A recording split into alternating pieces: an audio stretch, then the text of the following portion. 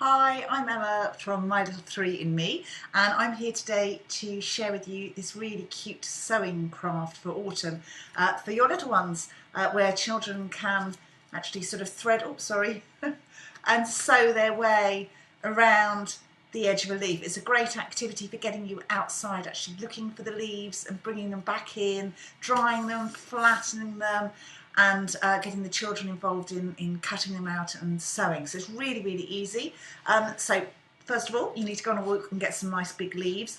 Sycamore leaves are really, really nice because they're quite robust as well. So once you've chosen your leaf, I gave ours a quick rinse as well and dried them off. And then I simply glued it on to a piece of, this isn't very thick card, but paper probably wouldn't give it enough stability, so it's sort of just a light card. Stuck it on, but not actually the stalk, and of course that's something the children can do really, really easily as well. Just to glue it on, stick it down. Then to flatten it out, I just popped another piece of paper over the top and then just put it inside a book just for half an hour, just to sort of flatten it a little bit and give the glue a chance to dry. So once you've done that, then the children can have fun cutting it out, or you can do it for them. I've just gone round mine and left a little rim all the way round. You could differentiate with the children that you're working with. Perhaps for those younger ones that are still developing their scissor skills, you might want to stick with a more simple leaf shape for them if they're going to do the cutting out.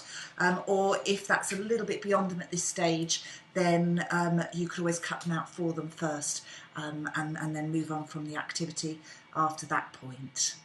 So once you've cut out your leaf, or your children have cut out your leaf, then you just need a hole punch, and simply I use one side of the hole punch. Just pop your leaf in and punch out.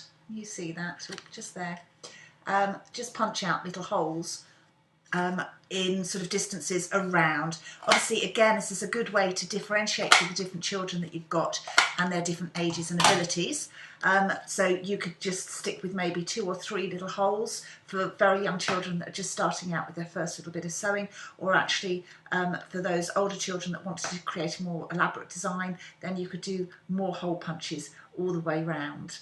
So once you've got your leaf punched out, then you can just choose your items for threading. So I've just been using sort of autumny coloured orange, yellow and red and greens wool. Now wool can be a bit tricky to sew because it's so bendy. So a nice little trick for little ones to create your own thread that actually they can hold and push through is just to wrap a little bit of sellotape around the end, and you can make that as sort of rigid as you want and as long and as big as you want, depending on how much sellotape you wrap around. I have seen other people doing a very similar thing as well, which works really well, with a little piece of plastic straw, so that they sort of thread the a piece of plastic straw over into a hoop and then take that on, so that the children are threading a piece of plastic through rather than actually the wool. But I think this works really easily as well, and you can, again, I like the fact that you can just adjust the size of this and how rigid it is. And that's it really, it's as simple as that. And then I've just taped the starting bit of string onto the back, and then the children can just enjoy themselves sewing around the edge or crisscrossing across the middle, and I think they are beautiful. I'm sure any little one would be really, really pleased with that, and they'd make great gifts as well for little ones to share with loved ones, or if you're doing it in a preschool setting, something that they could take home at the end of the day as well, or make a great wall display too. All right, hope you love that idea. Do pop along and see us on our blog. If you're watching this on YouTube, we're at mylittle3andme.co.uk. And of course, if you're on the blog, then do pop along to YouTube and press that subscribe button, and then you can keep up to date following all of our video tutorials. And we're on Facebook as well, which is one of my favourite mediums for chatting to you because it's so instant.